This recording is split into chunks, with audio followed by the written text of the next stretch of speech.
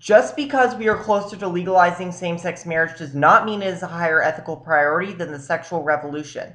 In order for America to give LGBTs civil rights, they must first decide that our identities are legitimate. The reason they believe we are not deserving of equal rights is because of what my Ellison evidence calls heterosexism. Our cultural sense of morality teaches us only straight bodies with proper gender identities deserve pleasure. Queers do not deserve the same privileges as straight people because what they do in the bedroom is revolting. Gay and trans bashings are a way of enforcing the dominant moral code, teaching queers to get in line and that we should hate ourselves. A sexual revolution beginning with the erotic body is the best method for overcoming this. This is not idealistic like my opponent says. Audre Lorde explains that recognizing the power of the erotic within our lives can give us the energy to pursue genuine change in our world. Erotic knowledge is the first and most powerful guiding light towards any understanding. The sharing of pleasure forms a bridge between the shares which lessens the threat of their difference. The erotic empowers us, becomes a lens through which we scrutinize all aspects of existence.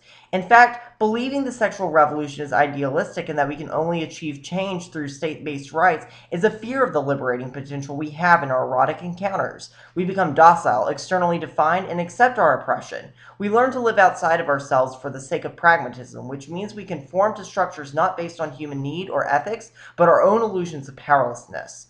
The civil rights movement also proves that beginning with social havoc such as sexual revolution is a more effective way to achieving political change. LBJ didn't just wake up one morning and decide to support people of color. Rather, oppressed people coming together in open revolt put the system in turmoil, leading to legislation. My opponent's argument is centered on rights and love. This is the way that justice maintains the public-private divide in which sexual part of politicized sexual identity gets erased. Ellison says that when we focus on justice and rights without breaking down that barrier, we are left with identities that are not erotic and thus have no ability to ethically relate to each other, recognizing that we are all deserving of pleasures. Remember, we only experience the world through our bodies. Alienation from that body is the precondition for extermination through things like homophobic violence.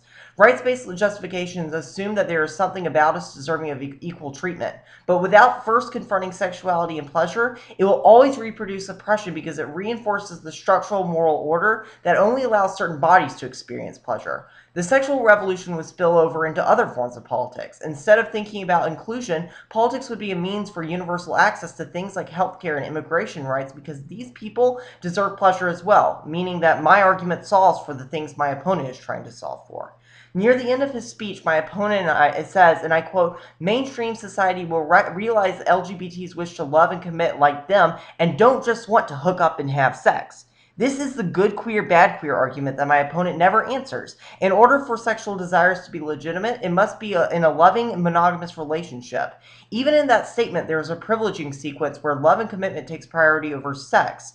This excludes the polyamorous and couples in open relationships who don't fit this mold.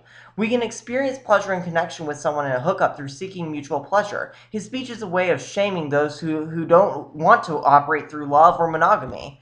Stephen, I don't personally know the pains you went through as someone who is transgendered, but neither does a lot of America, and it is that lack of knowing that has let them say you don't deserve a place at the table. I am in a similar boat, and I want to work in solidarity with you, although my identity is not the same. This is why I think it is a better method in debates and social activism to talk about our bodies, the pleasures they can produce, and the experiences we went through to accept our identity in a heterosexist society that tells us to do otherwise. Until our stories are heard and values are contested through a sexual revolution, people will never truly understand why we are beautiful humans deserving of equality. That is why the sexual revolution must become before same-sex marriage. Thank you.